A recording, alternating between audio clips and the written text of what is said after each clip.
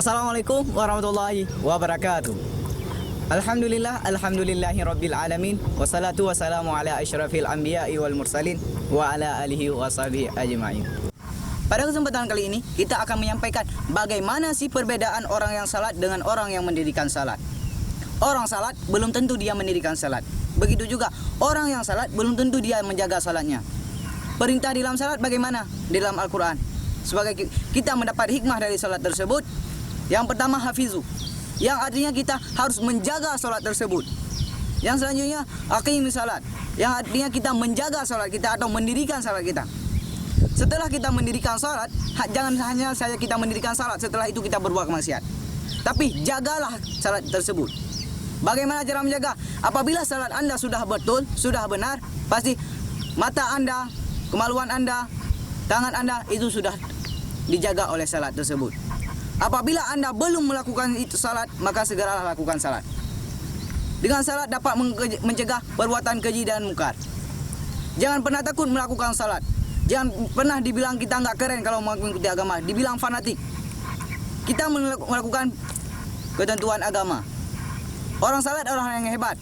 Bagaimana kita melakukan salat itu perlunya dengan ilmu. Bagaimana ilmu? Ibaratnya orang yang hidup tanpa ilmu, orang yang melakukan salat tanpa ilmu bagaikan pohon yang tak berbuah. Dia tidak akan ada gunanya. Begitu juga dengan seorang manusia. Dia melakukan hal, dia memerlukan ilmunya. Sebagaimana dia harus tahu bagaimana ketentuan di dalam Islam.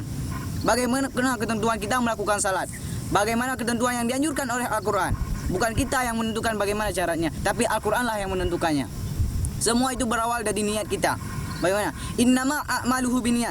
Segala amal perbuatan kita itu tergantung pada niat di dalam hati kita, bukan pada pemikiran kita. Hati kita berbilang baik, maka kita akan lakukanlah dengan hati kita.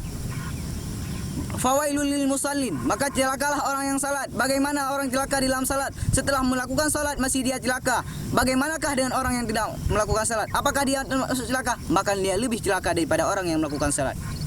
Bagaimana sih orang yang disebut dikatakan celaka setelah melakukan salat? Dia melalaikan waktu salatnya. Dia mengabaikan ketentuan dan syarat di dalam salat. Dia tidak pernah khusyuk dalam melakukan salatnya. Dia melakukan salat tapi pikirannya ada kemana-mana. Melayang tanpa tahu kemana pun tanpa jelas. Setelah kita ingin melakukan salat, anggap ini adalah salat saya yang terakhir.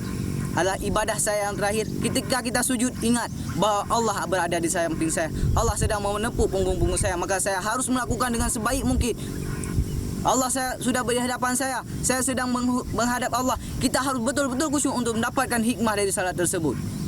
Banyak orang salat tapi mereka tetap melakukan perbuatan keji dan mungkar. Banyak pemerintah, banyak aparatur negara, mereka dijanji, mereka disumpah saat pelantikan, mereka beragama, tapi mereka tetap melakukan korupsi. Artinya salat mereka belum tepat. Jadi yang intinya kita harus menjaga salat kita. Kita harus mendirikan salat ketentuan agama, bukan yang kita inginkan. Ketika azan berkumandang, kita langsung menuju masjid untuk mendirikan salat. Jangan pernah menunda-nunda salat, jangan ingin menjadi orang celaka dalam melakukan salat. Karena bagaimana kita adalah seorang manusia, walas. Itu artinya demi masa manusia itu dalam keadaan rugi. Apabila Anda tidak ingin rugi, maka ikutilah ketentuan di dalam Islam dan ikutilah apa yang dianjurkan. Sekian yang dapat saya sampaikan. Saya akhiri, wabillahi taufiq wal hidayah. Wassalamualaikum warahmatullahi wabarakatuh.